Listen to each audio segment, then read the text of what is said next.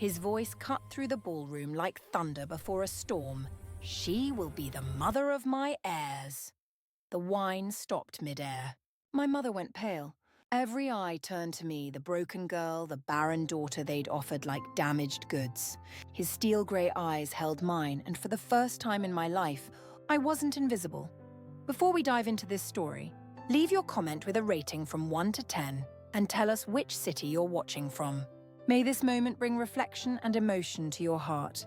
The first time I heard my name whispered in the ballroom, it wasn't spoken with curiosity but with contempt. Those voices, fractured by the clinking of crystal glasses and the heavy scent of spices, pronounced each syllable as if dragging something filthy across the floor. "That's her," they said, "the defective girl, infertile, a burden disguised as a dowry." I didn't lift my eyes. I kept them lowered as I'd been taught since childhood because women like me, born in the shadow of what we couldn't offer, didn't have the right to look anyone in the eye. I still felt on my wrist the coldness of the copper bracelet my mother gave me the day I left home, a circle too tight for my arm, but wide enough to remind me I belong nowhere. The ballroom that night was a stage of golden echoes and cold shadows. Suspended chandeliers, heavy with candles, dripped wax like silent tears onto dark wooden tables. The ladies whispered behind their fans, the men assessed with eyes trained for price, not soul. I walked among them like someone crossing a corridor of judgment, the rough fabric of my dress chafing against my legs, each step a silent plea to disappear.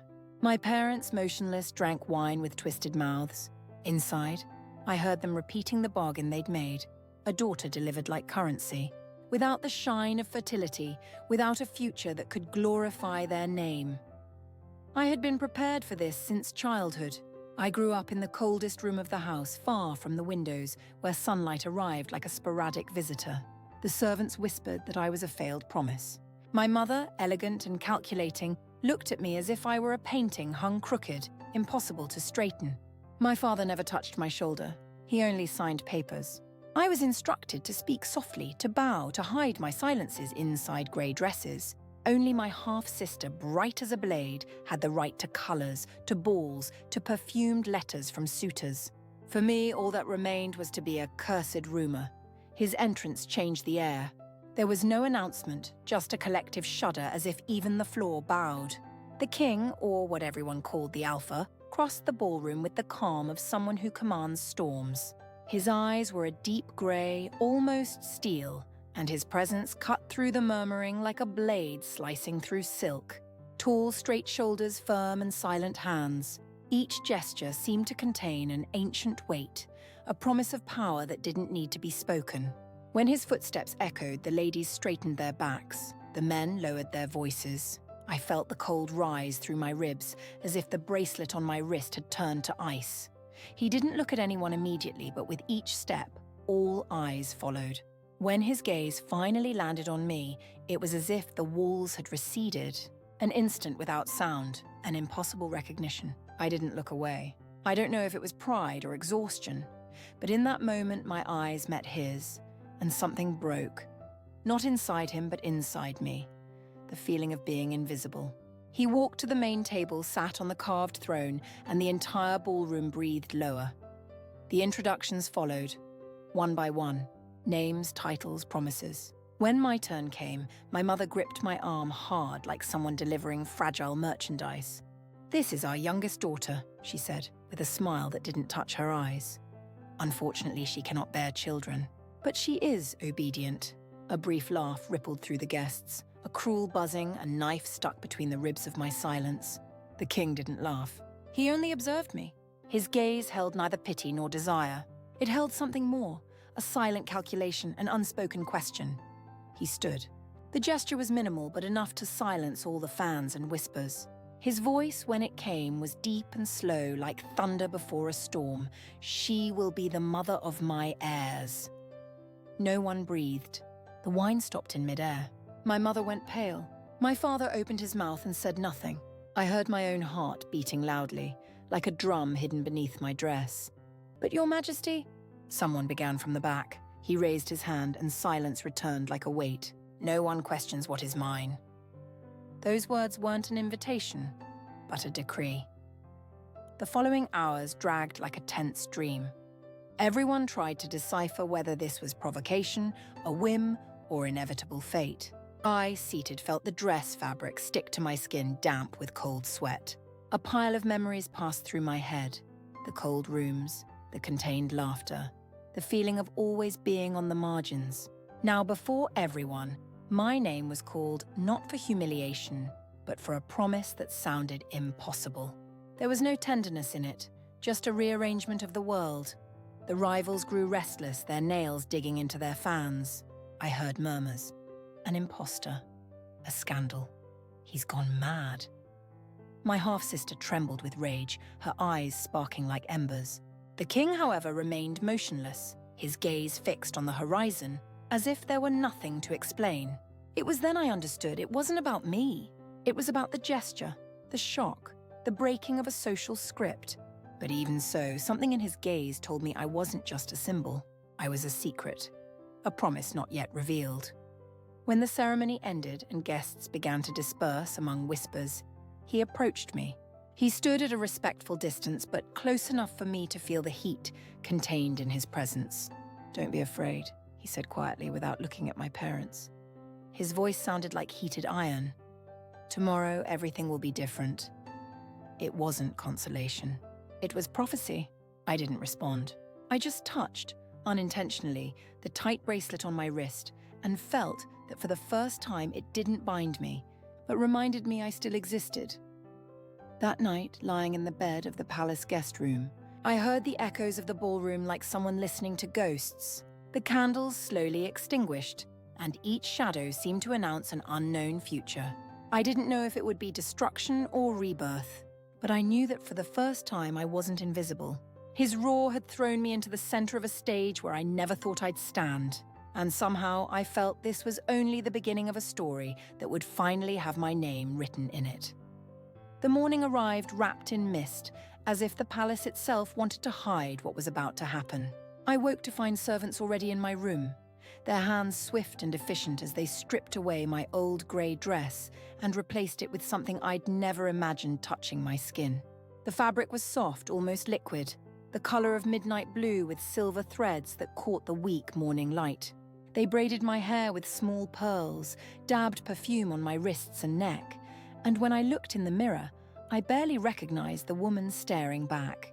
She looked like someone who mattered, someone who had a future beyond being invisible. My mother arrived before breakfast, her face a mask of confusion and calculation. She stood in the doorway, studying me as if I were a puzzle she couldn't solve. "I don't understand what game he's playing," she said finally, her voice tight. "But you will not embarrass this family. Whatever he wants from you, you give it. Do you understand?" I nodded, but inside something had shifted. For years, I'd bent myself to her will, made myself small and silent to avoid her disappointment. But the king's words from last night still echoed in my bones. "She will be the mother of my heirs." He had said it with such certainty, such absolute command that it felt like a truth already written, a future already carved in stone. Why did he choose me? I asked, the question slipping out before I could stop it. My mother's eyes narrowed. Who knows? Perhaps he's testing us. Perhaps he's mad. Perhaps he has some political reason we can't see yet. She stepped closer, her perfume sharp and bitter. Or perhaps he pities you. Men like him sometimes collect broken things. The words should have stung, but they didn't. Because even if it was pity, even if it was a game, for one night I had stood in that ballroom and felt the weight of importance. I had been seen. The summons came at midday. A royal guard, dressed in black and silver, appeared at my door with instructions to follow him to the king's private chambers. My heart hammered against my ribs as we walked through corridors I'd never seen, past tapestries depicting ancient battles and victories, past windows that overlooked gardens so vast they seemed to stretch into eternity. Other nobles watched us pass with barely concealed curiosity, their whispers following like shadows. I caught fragments. The infertile one. What could he possibly want with her? It's an insult to the bloodline. The guard stopped before massive oak doors carved with wolves and crowns. He knocked once and a deep voice from within said, "Enter." The doors swung open and I stepped into a room that smelled of leather and smoke and something wild I couldn't name. The king stood by a window, his back to me, hands clasped behind him. He wore simpler clothes than last night, a dark shirt, black pants, boots, but somehow he looked even more powerful without all the royal regalia. The raw strength in his shoulders, the controlled stillness of his posture made the air feel heavier. "Close the door," he said without turning. I did, and the click of the latch felt final, like the closing of one chapter and the opening of another. He turned then, and his steel-grey eyes found mine with that same unsettling intensity from the night before. "Do you know why I chose you?" he asked, his voice low and direct. I shook my head, not trusting my voice. He moved closer, each step deliberate, until he stood close enough that I had to tilt my head back to maintain eye contact. "Because everyone else in that ballroom was lying," he said. "Performing. Playing their roles in this elaborate theatre of nobility and blood. But you..." He paused, his gaze travelling over my face as if reading something written there. "You were the only one who wasn't pretending to be something you're not." I felt heat rise to my cheeks, confusion mixing with something else, something that felt dangerously like hope. "But I can't give you what you need," I said, the words tumbling out. "I can't bear children." "Everyone knows it. The physicians confirmed it years ago." A slight smile touched his lips, but it wasn't mocking. It was knowing. "The physicians are wrong," he said simply. "Or rather, they're not wrong about your body. They're wrong about what I need." He turned away, pacing to a table covered with maps and documents. "Do you know what destroys kingdoms? Not wars, not famines, not even betrayal. It's the constant grasping for legacy, for bloodlines, for the obsession with heirs and succession. I've watched nobles tear their own families apart fighting over who gets to sit on a throne when their parents die." He picked up a goblet of wine, took a sip, his expression distant. "I don't need biological heirs. I need something stronger than blood. I need a legacy built on choice, on loyalty, on something that can't be diluted or corrupted by genetics." His eyes returned to me. "And I need someone by my side who understands what it means to be underestimated, to be dismissed, to be told you have no value and still wake up every morning and find reasons to exist." The words hit me like cold water, waking something I'd kept sleeping for years. "You want me for what? To prove a point?" I asked, and there was more sharpness in my tone than I'd intended. "I want you because you're the only person in that entire ballroom who didn't look at me and see a crown," he said. "You looked at me and saw a person. Do you know how rare that is?" He set down the goblet and approached me again, but this time there was something softer in his expression. "I'm offering you a choice, not an obligation. Not a command, a choice. You can stay here, become my queen, and we will build something new together. Or you can return to your family, and I'll ensure they provide you with enough money to live independently away from their cruelty. But whatever you choose freely." The silence stretched between us, heavy with possibility. My mind raced through years of coldness, of being treated like a defect, of hearing my worth measured and found wanting. And here was this man, this alpha, this king, offering me not just escape, but purpose. But could I trust it? Could I trust him? "Why would you give me a choice?" I whispered. "Because power without consent is just tyranny," he said. "And I've seen enough tyranny to last a lifetime." He extended his hand, palm up, an invitation, but not a demand. "So what do you say? Will you stand with me?" I looked at his hand, strong and scarred, and then at his face, those grey eyes waiting without pressure. I thought of my mother's bitter calculation, my father's indifference, my half-sister's contempt. I thought of all the years I'd spent trying to make myself smaller, quieter, less of a burden. And then I thought of last night, of standing in that ballroom and feeling for the first time like I mattered. I reached out and placed my hand in his. "I'll stay," I said, and my voice was steadier than I'd expected. "But I need you to know I don't know how to be a queen. I don't know how to navigate court politics or smile when people mock me or pretend I'm not afraid." His hand closed around mine, warm and solid. "Then we'll learn together," he said. "Because I don't need a perfect queen. I need a real one."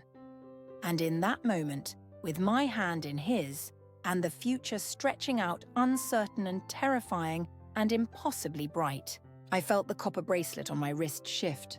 Not binding anymore, but marking something new. A beginning I'd never imagined. A story that was finally mine to tell. The days that followed blurred together in a storm of preparations and whispers. The palace was alive with gossip, servants and nobles alike speculating about the king's mad choice, about what I could possibly offer that the beautiful, fertile daughters of noble houses could not. I heard the rumors, even when people thought I couldn't, how I must have bewitched him, how this was surely some temporary madness that would pass, how the kingdom would fall into chaos without a proper heir. My new chambers were in the East Wing, rooms that overlooked the rose gardens and the distant mountains beyond. They were larger than my entire childhood home, filled with furniture carved from dark wood and cushions of silk and velvet. Servants attended me constantly, asking what I wanted for meals, what colours I preferred, if the temperature was comfortable. It was overwhelming, this sudden attention, this assumption that my preferences mattered.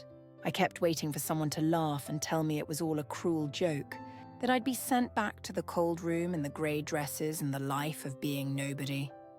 But the king visited me every evening, always after sunset when the palace grew quieter. He never came with demands or expectations, just conversation. He asked about my childhood, and I found myself telling him things I'd never spoken aloud. How I used to watch my half-sister prepare for balls and imagine what it would feel like to be wanted. How I'd taught myself to read by sneaking books from my father's library. How sometimes I'd climb to the roof at night and pretend I was somewhere else. Someone else. Anyone else. He listened with a focus that made me feel like every word mattered. And slowly, carefully, he shared pieces of himself too.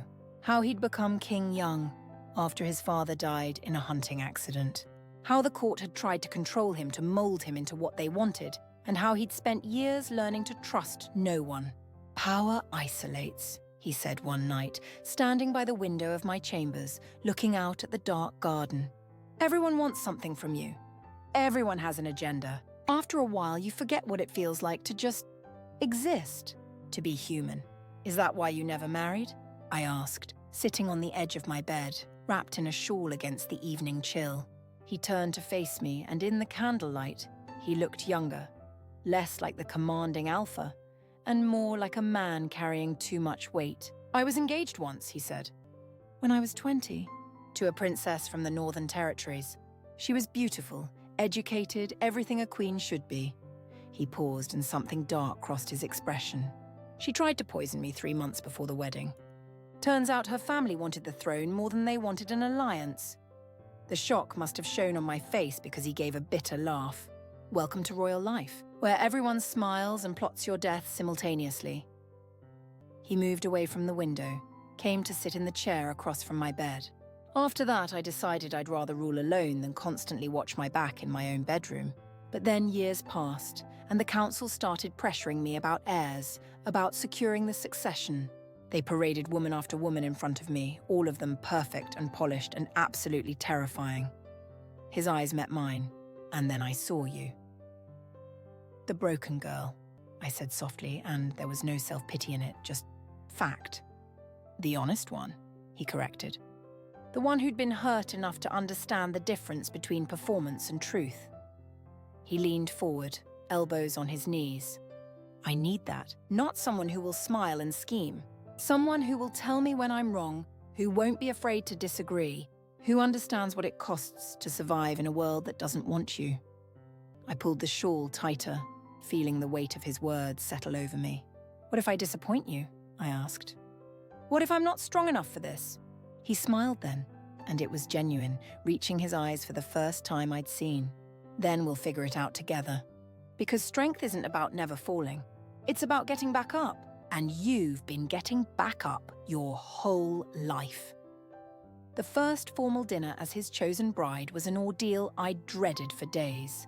The great hall was filled with nobles from across the kingdom, all of them dressed in their finest, all of them watching me with barely concealed judgment. I wore a gown of deep emerald green that the royal seamstress had created specifically for this occasion, with silver embroidery at the sleeves and neckline. My hair was pinned up with jeweled combs that felt too heavy, too precious for someone like me. The king sat at the head of the table, and I was placed at his right hand, the position of honor, the place that should go to his queen. Across from me sat a woman I recognized from the first night, Lady Marceline, a duchess from the western provinces, known for her beauty and her sharp tongue. She'd been one of the women presented as a potential bride, and from the way her green eyes fixed on me, she hadn't forgotten or forgiven the king's choice. "How charming," she said sweetly as the first course was served, her voice carrying across the table. I've never seen such a rapid rise in fortune. From obscurity to royalty overnight. It's like something from a fairy tale. The words dripped with honey and poison in equal measure. I felt heat creep up my neck, my hands trembling slightly as I reached for my wineglass. But before I could respond, the king's voice cut through the tension. "Indeed," he said, his tone casual but his eyes hard as steel. "It's remarkable what can happen when one values substance over performance." He took a sip of his wine, his gaze never leaving Lady Marceline. "Though I suppose some people find the concept of genuine worth difficult to grasp." The Duchess's smile tightened, but she had enough sense to know when she'd been dismissed. The conversation moved on, but I could feel the undercurrents of hostility, the way certain nobles exchanged glances, the whispers that seemed to follow me like shadows. My half-sister was there too, seated further down the table with her husband, a match my parents had arranged, profitable but loveless if her expression was any indication. She stared at me throughout the meal with an intensity that made my skin crawl, her perfect features twisted with something between envy and hatred. During dessert, she finally spoke, her voice loud enough to carry. "Tell me, sister dear, have you informed His Majesty about the details of your condition? I'd hate for there to be any misunderstandings later."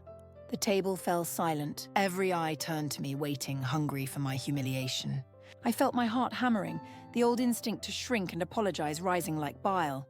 But then I felt the king's hand cover mine where it rested on the table, warm and steady and impossibly grounding. "There are no misunderstandings," he said, his voice calm but carrying the weight of absolute authority. "I know exactly who I've chosen and why.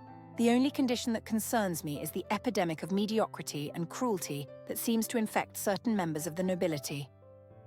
He stood then, still holding my hand, and addressed the entire hall. "Let me be absolutely clear, since there seems to be confusion. This woman will be my queen. Not because of her bloodline or her ability to produce heirs, but because she possesses something far more valuable: integrity, resilience, and the strength to stand beside me as an equal. Anyone who has a problem with that decision is welcome to leave my court. Permanently." The silence that followed was absolute. My half-sister had gone pale, Lady Marceline stared at her plate, and the other nobles suddenly found their wineglasses fascinating. The king sat back down, releasing my hand but staying close enough that I could feel his presence like a shield. For the rest of the meal, no one dared speak against me. But I could feel their thoughts, their judgment, their certainty that this couldn't last. And perhaps they were right to doubt. But in that moment, with the king's words still echoing through the hall and my hand still warm from his touch, I felt something I'd never experienced before. The possibility of belonging.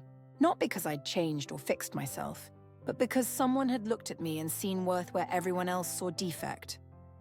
That night, after the dinner finally ended and I returned to my chambers, I stood before the mirror and carefully removed the jeweled combs from my hair.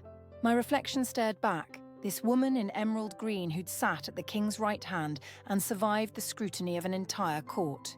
I touched the copper bracelet on my wrist, that old reminder of my worthlessness, and for the first time considered taking it off. But I didn't. Because maybe it wasn't a symbol of my defect anymore. Maybe it was proof of how far I'd come, how much I'd survived. A scar that had become a badge. The following weeks were a careful dance of learning and adapting.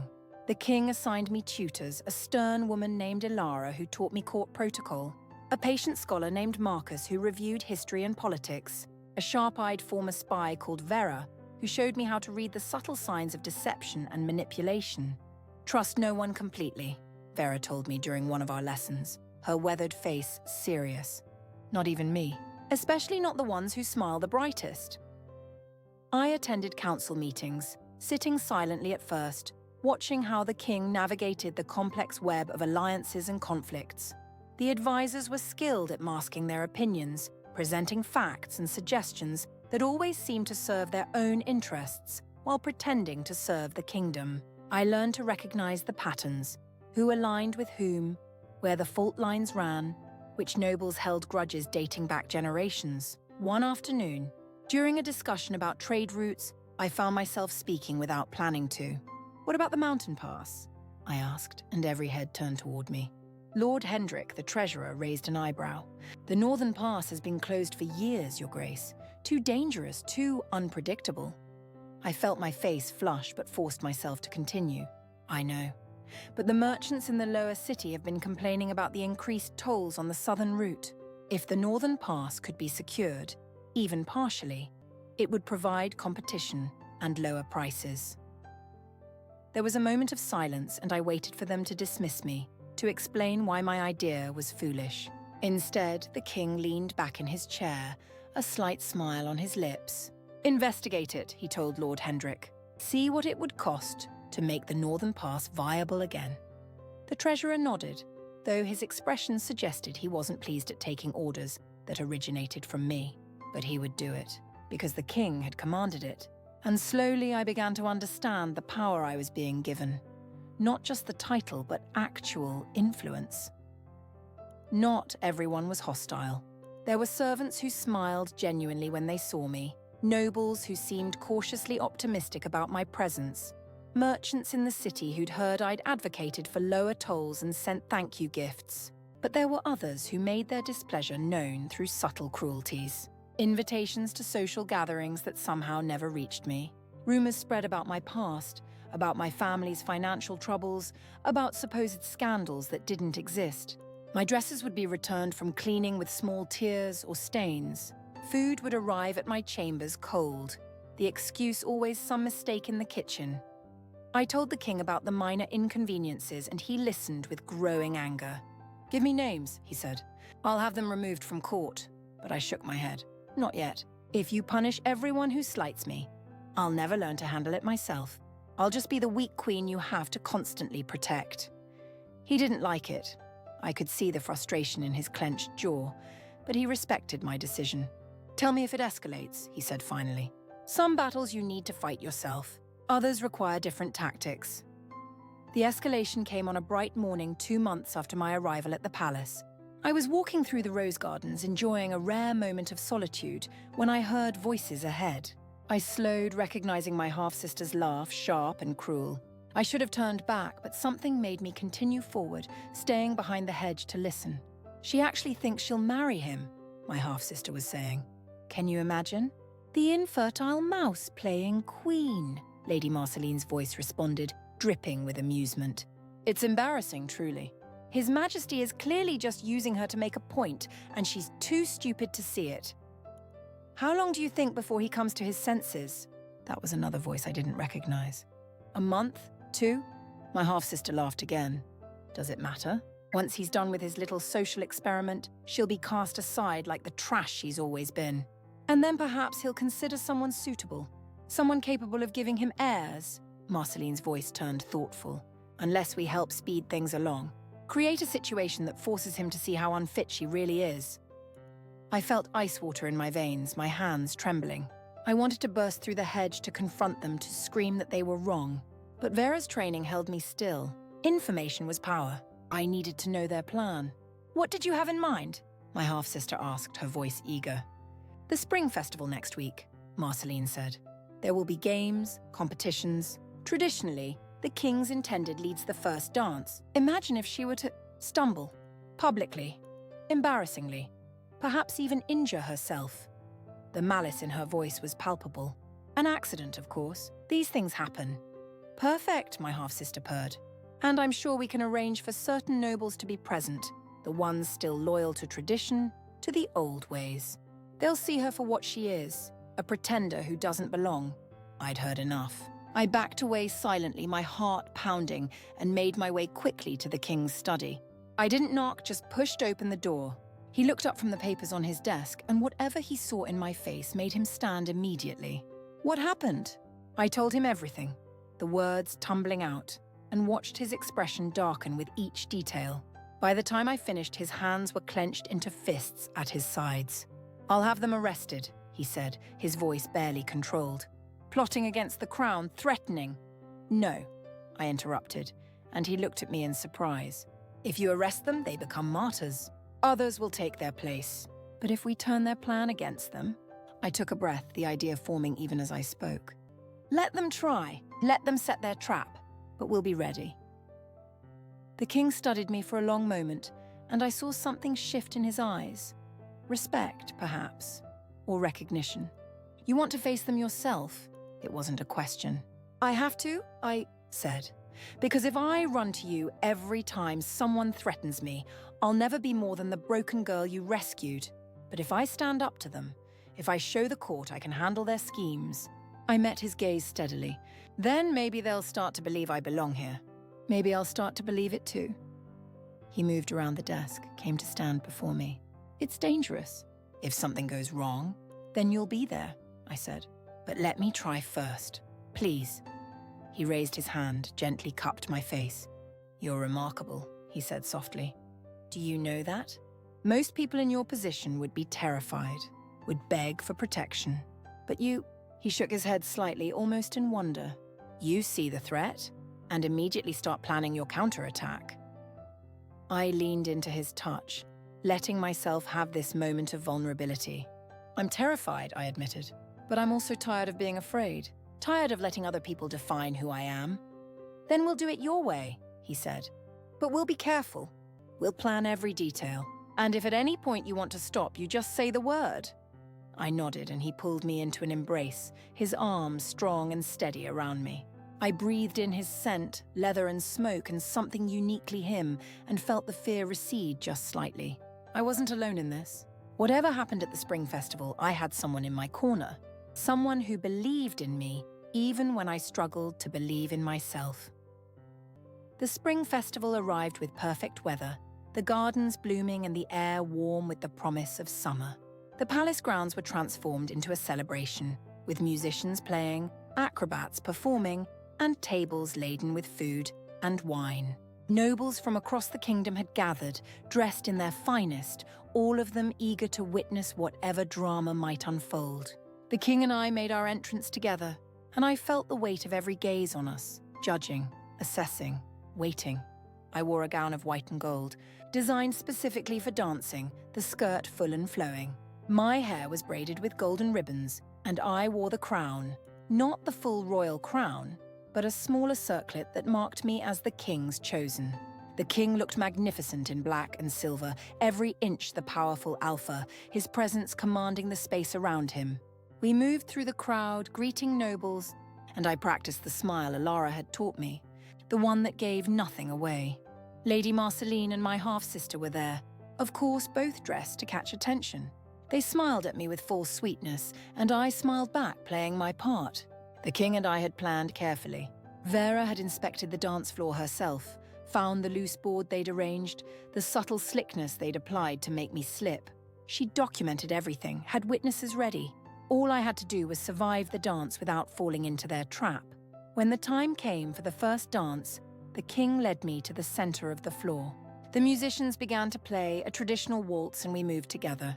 I'd been practicing with a dance instructor for days, learning not just the steps, but how to move with confidence, with grace.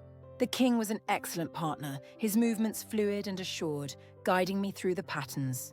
I kept my breathing steady, my focus sharp, watching for the section of floor Vera had marked in my memory. As we approached the dangerous spot, I saw my half-sister and Marceline at the edge of the floor, their eyes bright with anticipation. This was their moment, when I would stumble and fall and humiliate myself before the entire court. Instead, I adjusted my step slightly, leading the king in a turn that took us around the trap rather than over it. His eyes flickered with understanding, and he followed my lead smoothly, making it look like a natural part of the dance. We completed the waltz without incident, and when the music ended, the king spun me one final time before pulling me close, his hand at my waist, his face near enough that only I could hear him. "Well done," he whispered, and then he kissed me. It wasn't planned, wasn't part of our strategy, but it was perfect. His lips were warm and firm against mine, and for a moment everything else disappeared. The watching nobles, the plotting rivals, the uncertainty of the future. There was only this, his arms around me, his heart beating against mine. The feeling of being wanted not despite my flaws, but including them. When we parted, the crowd erupted in applause, though I could see confusion and disappointment on certain faces. The king raised his voice, addressing everyone present. "Some of you have questioned my choice of bride," he said, his tone carrying across the garden. "Some of you have whispered that she's unworthy, that she's weak, that she doesn't belong here." He turned to look at me, and his smile was fierce and proud. "Let me tell you what I see. I see a woman who has survived cruelty and dismissal, who has been told her entire life that she has no value, and yet she stands here with her head high. I see someone with more strength and dignity than most of you could ever hope to possess." He gestured to the dance floor. "Today there was an attempt to sabotage this celebration, to engineer an accident that would embarrass my chosen bride. The evidence has been collected, the perpetrators identified." His gaze swept across the crowd and landed on Lady Marceline and my half-sister. Both women had gone deathly pale. "Lady Marceline, you are hereby stripped of your title and lands. You have 3 days to leave the kingdom. As for you," he looked at my half-sister, "your husband will be informed of your actions. What he chooses to do with that information is his business, but you are no longer welcome at this court." My half-sister opened her mouth to protest, but the king's expressions stopped her. Guards moved forward to escort both women away, and the crowd watched in stunned silence. When they were gone, the king turned back to me. "Did I overstep?" he asked quietly. I shook my head, feeling tears prick at my eyes but refusing to let them fall. "No, you defended me. You believed me. That's everything." The festival continued, but the mood had shifted. Nobles approached me with new respect, some apologizing for their earlier judgment, others simply congratulating me on the engagement. I accepted their words with grace, but inside I was still processing what had happened. The king had publicly declared his faith in me, had punished those who'd tried to harm me, had kissed me in front of everyone as if I were precious, valuable, worthy. That night, after the last guests had departed and the gardens were quiet again, the king found me on one of the palace balconies. I was looking out at the stars, still wearing the white and gold gown, though I'd removed the circlet and let my hair down. He stood beside me, close but not touching, giving me space to think. "Are you all right?" he asked after a moment. I considered the question. Was I all right? I'd just witnessed my half-sister banished, had danced in front of hundreds of judging nobles, had been kissed by a king, had survived an assassination attempt on my dignity, if not my life. "I think so," I said finally. "It's strange. For so long, I wished for my family to see me differently, to value me. And now that they've been punished for their cruelty, I don't feel the satisfaction I thought I would. I just feel tired," he nodded. "Revenge rarely brings the peace we expect it to. But justice, real justice, sometimes allows us to close a chapter and move forward." He turned to look at me. "You were magnificent today. The way you handled the dance, the way you held yourself despite knowing they were plotting against you. I was proud to stand beside you." I felt warmth spread through my chest at his words. "Thank you for defending me, for believing me." "Always," he said simply, and the weight of that promise settled over me like a cloak. "So what happens now?" I asked. "Now we continue building what we started," he said. "We show the kingdom that there's a different way to rule, a different kind of strength. And He paused, and for the first time since I'd met him, he looked uncertain. "We figure out what we are to each other." I turned to face him fully, studying his features in the moonlight. The strong jaw, the grey eyes that held storms, the mouth that had kissed me in front of hundreds. "What do you want us to be?" I asked. He reached out, took my hand, his thumb brushing over the copper bracelet I still wore. "I want us to be real," he said. "Not a political arrangement, not a performance for the court. Real, whatever that means, whatever that looks like. No pretending, no games, just us." My heart was pounding so hard I was sure he could hear it. "That terrifies me," I admitted. "Me too," he said, and his smile was rueful. "I've spent so long not trusting anyone, not letting anyone close. But you make me want to try. You make me think maybe it's possible to have something genuine in a world full of lies." He lifted my hand to his lips, kissed my knuckles. "So I'm asking, not as a king, but as a man, will you give me, us, a real chance? Not because of duty or gratitude, but because you want to?" I thought about all the moments that had led to this one. The cold room of my childhood, the contempt in my mother's eyes, the years of being told I wasn't enough.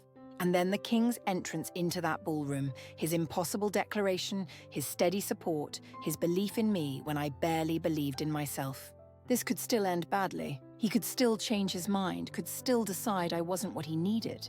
But standing here with my hand in his and the stars above us, I realized I was willing to take that risk. Yes, I said, and my voice was clear and sure. I want to try. I want us to be real. The smile that broke across his face was like sunrise, warm and bright and transforming. He pulled me close, and this time when he kissed me, there was no audience, no performance. Just the two of us and the promise of something neither of us had quite believed possible. A future built not on obligation, but on choice, on truth, on the terrifying, exhilarating possibility of love. The months that followed were a delicate balance of public duties and private discoveries. I continued my lessons with Ilara, Marcus, and Vera, growing more confident in my role, more certain in my decisions.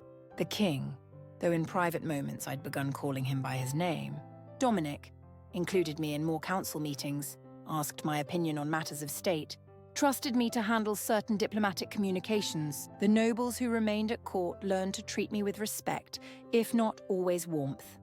But it was the private moments I treasured most. Evenings in the library where we'd read together in comfortable silence, his hand occasionally reaching over to take mine. Walks through the gardens where he'd tell me about his childhood, before the crown and the responsibilities, when he'd been just a boy who loved riding horses and collecting rocks. Nights when he'd come to my chambers and we'd talk until dawn, sharing secrets and fears and dreams we'd never spoken aloud to anyone else. Our physical relationship developed slowly, carefully. The kiss at the Spring Festival had been a beginning, but we both carried enough scars to move cautiously. There were nights when he'd hold me as I cried about the years of rejection, letting me release the grief I'd never had space for. There were times when he'd wake from nightmares about his father's death, about the assassination attempt that had shaped his ability to trust, and I'd hold him until the shaking stopped. Intimacy wasn't just physical, it was learning his moods, recognizing when he needed silence and when he needed to talk. It was him learning that despite my outward calm, I still struggled with feeling worthy of my position, that I sometimes woke in the middle of the night convinced this was all a dream, and I'd wake back in my cold room. It was building something real, brick by brick, moment by moment, choosing each other again and again. The wedding was planned for the winter solstice, a symbolic new beginning at the darkest time of year. Preparations consumed the palace, seamstresses creating my wedding gown, musicians composing special pieces, chefs planning the feast. But amidst all the grandeur, Dominic made sure to ask what I wanted. "This is your day too," he said. "Not just a state ceremony, but a celebration of us. What matters to you?" I thought about it carefully. "I want simplicity in the ceremony itself," I said. "Not because I don't appreciate the grandeur, but because the most important part is the vow, the promise we're making to each other. Everything else is decoration." He smiled, that warm expression that still made my heart skip. "Then that's what we'll have. Simplicity in the vows, grandeur in the celebration. Balance." The day of the wedding arrived with snow falling softly outside the palace windows. I stood in my chambers wearing the gown that had taken months to create. White silk with silver embroidery that caught the light, long sleeves, and a train that flowed behind me like water. My hair was dressed with winter flowers, and I wore a new bracelet Dominic had given me the night before. Silver and sapphire, beautiful and meaningful, but I kept the copper one too, hidden under my sleeve. A reminder of where I'd come from, what I'd survived. Ilara stood behind me, adjusting the veil. "You look like a queen," she said, and there was no instruction in her voice, just genuine pride. "Thank you," I said, meeting her eyes in the mirror, "for everything. For teaching me, for being patient with me." She squeezed my shoulder gently. "You taught yourself the most important lesson. You learned to believe you deserve to be here." Vera appeared in the doorway, dressed in formal attire for once instead of her usual practical clothing. "The king is asking for you," she said. "Says he needs a moment before the ceremony." I found Dominic in a small antechamber adjacent to the great hall where the ceremony would take place. He looked magnificent in formal black and silver, the royal crown already on his head, but when he saw me, all the kingly composure fell away and he was just a man looking at the woman he loved. "You're beautiful," he said, his voice rough with emotion. "I needed to see you before we did this publicly. Needed to make sure you're certain." I crossed the room to him, took his hands. "I'm certain, are you?" He laughed softly. "More certain than I've been about anything in my life. But I wanted you to know, if you ever doubt this, if you ever regret choosing me, you can tell me. We promised to be real with each other, and that means honesty even when it's difficult." I reached up, touched his face. "I won't lie and say I'm not scared. This is huge and public and there's no going back. But I'm not scared of you or of us. I'm scared of failing, of not living up to what everyone expects. But those are my fears to manage, not doubts about this choice." "Then let's go get married," he said, and his smile was pure joy. "Let's show them all what choosing love over politics looks like." The ceremony was held in the Great Hall. Witnessed by nobles and commoners alike, Dominic had insisted the doors be open to any citizen who wished to attend. The hall was decorated with winter greenery and white candles, simple and elegant. As I walked down the aisle, I saw faces I recognized. The servants who'd been kind to me, the merchants I'd advocated for, nobles who'd come to respect me. And at the end of the aisle stood Dominic, his eyes locked on mine, waiting. The high priest spoke the traditional words, but when it came time for our personal vows, Dominic and I had written our own. He spoke first, his voice carrying through the hall.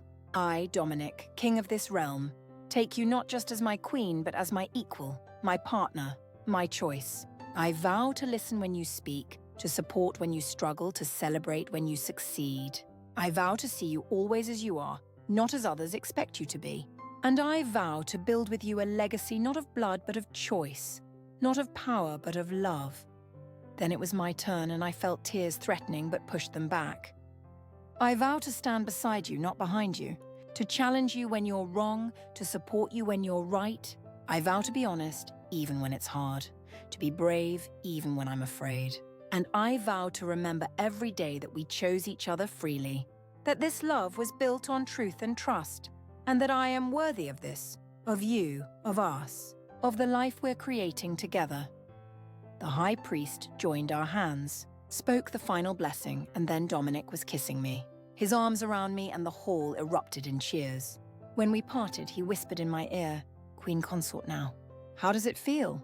I smiled against his cheek. "Terrifying, wonderful, real." "Perfect," he said. "Then let's go celebrate." The feast that followed was magnificent. Music and dancing, food and wine, nobles and commoners mixing in a way that was unusual for royal celebrations. Dominic and I moved through the crowd together, accepting congratulations, and I noticed how different it felt from that first ball where I'd been introduced. Then I'd been alone, judged, dismissed. Now I was part of something, belonged somewhere, was valued not despite my history but including it. Late in the evening, as the celebration continued, Dominic and I slipped away to the balcony where we'd had that pivotal conversation months ago. The snow was still falling, soft and steady, and the city below was quiet, peaceful. "Are you happy?"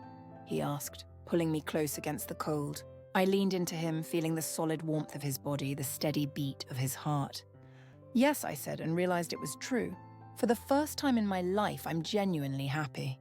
Not just content or surviving, but actually happy. "Good," he said, pressing a kiss to my temple. "Because this is just the beginning. We have a lifetime of happiness ahead of us." I thought about that. A lifetime. Years of waking up beside him, of ruling together, of facing challenges and celebrating victories, of building something real and lasting and ours. It wouldn't always be easy. There would still be nobles who resented my presence, still political challenges, still moments of doubt and fear. But we'd face them together with honesty and trust and the kind of love that could transform a curse into a blessing. I touched the copper bracelet under my sleeve, that old reminder of my supposed worthlessness. But it meant something different now. It was proof that I'd survived, that I'd risen from being nobody to being queen, that I'd taken everything meant to break me and used it to build strength. I was still the girl from the cold room, still the daughter dismissed and discarded. But I was also more than that now. I was the woman who'd looked a king in the eye and seen a man, who'd survived plots and public scrutiny, who'd chosen love when it would have been easier to hide. "Thank you," I said softly. Dominic looked down at me, snowflakes catching in his dark hair. For what? For seeing me. For choosing me. For making me believe I was worth choosing. He cupped my face in his hands, his expression fierce and tender. "You always were. I just helped you see it." And then he kissed me again, gentle and deep, and I tasted snowflakes and wine and the promise of forever. The celebration continued inside, but out here, in the quiet and the snow, with his arms around me and the future stretching bright before us, I felt something I'd never thought I'd feel. Home. Not a place, but a person. Not perfection, but possibility. Not the ending I'd been told my whole life I deserved, but the beginning I dared to choose. And as we stood there, the king and his queen, the alpha and his chosen, the two broken people who'd found wholeness in each other, I knew that this was the story I'd been waiting my whole life to tell. Not a fairy tale, but something better, a truth. A love built on choice and honesty and the courage to believe we deserved something beautiful. The snow fell around us, soft and endless, covering the world in white. And in that moment, everything else fell away. The politics, the nobles, the expectations, the fears. There was only us. Two people who'd looked at each other and seen home. And that, I thought as he held me close, was more than enough. It was everything. If this story touched your heart, if you felt the emotions woven into every word, if you found yourself hoping for the broken girl to find her strength and her king to find his equal, please like this video, share it with someone who needs to hear this message, and subscribe to follow more stories of love, resilience, and the courage to choose happiness even when the world tells you you're unworthy. May you find your own story of transformation and realize that you too are worth choosing. Thank you for being here, for witnessing this journey, and for believing in the power of love to heal what's broken and transform what's dismissed into something precious.